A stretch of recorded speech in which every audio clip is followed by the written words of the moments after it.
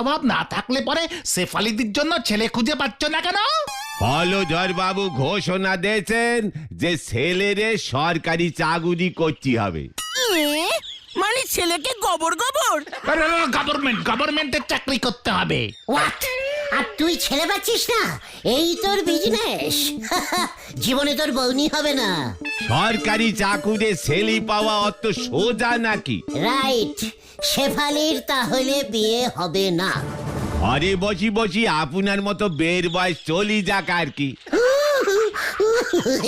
কি বললি রে নোরা, কি বললি? Darling, darling, my darling. কে? শেফালিদি না নরাদা? কার কথা? আমারও আস্তে আস্তে বিয়ের বয়স চলে যাচ্ছে, শেফালিরও বিয়ের বয়স চলে যাচ্ছে। তাতে আপনার কি না হলো বলেন দিনি?